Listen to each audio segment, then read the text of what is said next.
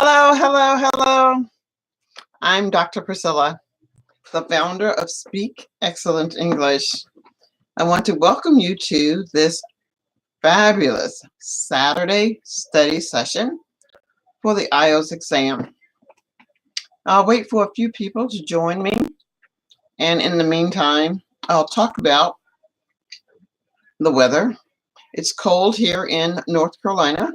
I think the temperature is about 47 degrees, and it's raining. Now, I do have on short sleeves, but it's extremely hot inside of my house. And the temperature is up very high because my mother is cold.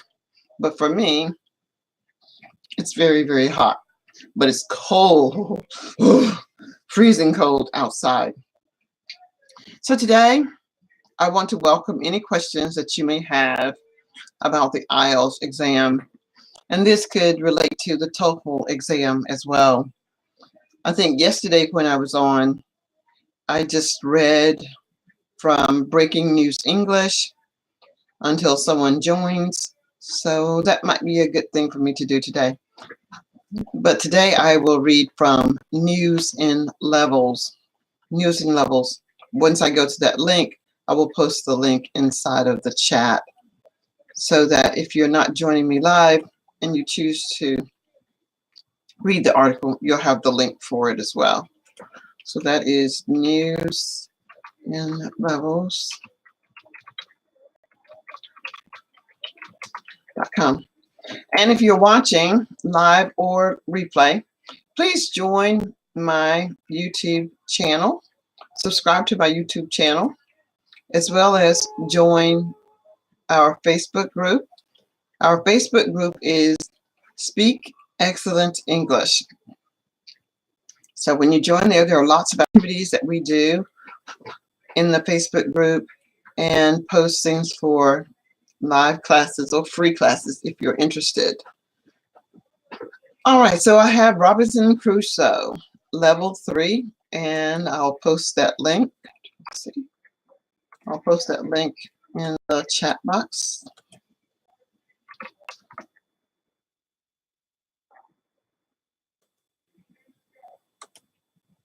Robinson Crusoe, level 3.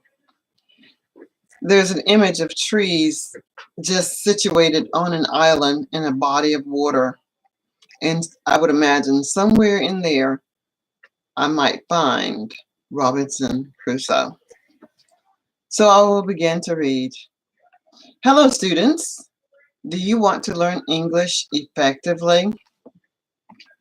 We have a special book for you. The book is written in 3 levels. You can learn English for your level when you read this book. Level 1 is written in the present tense. Level 2 is written in the past tense.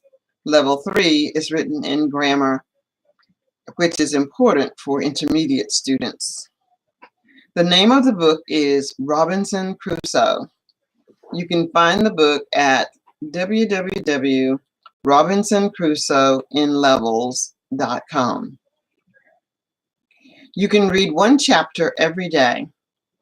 You can learn new words and grammar suitable for your level. With this book, you can learn English naturally by using the language. There are 1,780 individual words in the book. We hope you will enjoy the book. Merry Christmas and a Happy New Year. This is from the News in Levels team. What I'm going to do now is actually take a look at the book. And I'll put this link in the Control C. I'll put this link in the chat box as well. Here you are. And let's see.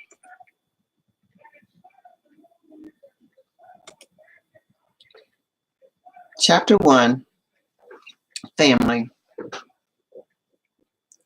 The words that are highlighted in the part that I will read are join, make, comfort, last, rough, regret, warn, battle, suffer, advice, curious, bored, sink, drunk, desire, prosper, warn, weather, warning, seasick, blow, increase, educated, disappear, approach, apologize, and peaceful.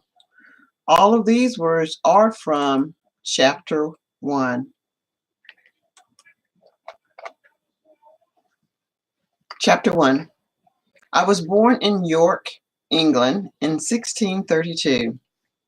My father was German and my mother was English. I had 2 older brothers and a younger sister. The oldest brother joined the army and he was killed in battle. The middle one disappeared and we never heard what happened to him. I was well educated and my father wanted me to study law, but I wanted to go to sea. Nothing would make me stay at home and become a lawyer. I was 18 years old when my father called me to his room. He was old and he suffered from an illness which kept him in bed. My father asked me why I wanted to go to sea when I could stay home, study, and prosper in my own country. He told me that traveling by sea was dangerous. He warned me that I would lose safety and comfort of my home if I went to sea. My father also told me that if I went abroad, I could die like my oldest brother. When he was saying this, he started to cry and he couldn't continue. My father's advice and warnings made me think, and I started to forget my desire to travel by sea. But my decision to stay home didn't last long. 1 week passed, and I decided to talk to my mother and tell her I wanted to travel. I told her how curious I was. I told her how I wanted to see the world. Then I asked her to speak to my father. I asked her to tell him to let me go on one sea journey. I promised that if I didn't like it, I would go back home and start working very hard. My mother didn't agree. She also didn't want me to go abroad. I stayed home 1 more year. The whole time I was thinking whether to follow my parents' wish or my own desire.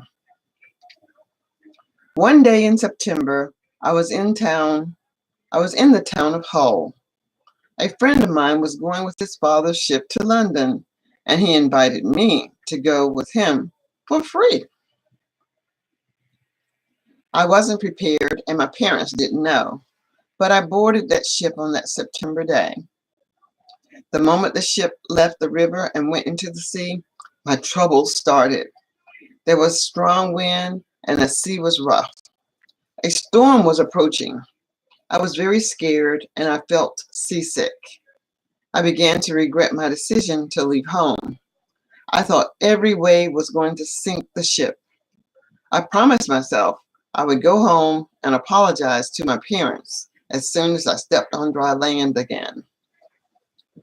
The storm was over by the morning. I was still seasick during the day, and I was thinking about the terrible storm. However, the evening was beautiful and the sea was very peaceful. One of the sailors came to me and we started talking. He made some funny jokes. He asked me what I thought about the light wind. I told him I was very scared of the storm. The sailor offered me a drink. I got drunk, and that night I slept very well. The next day, I forgot how scared I was. I also forgot my decision to go back home. Instead, I was dreaming more about traveling by sea. The next few days, the wind was blowing against us and we couldn't move much.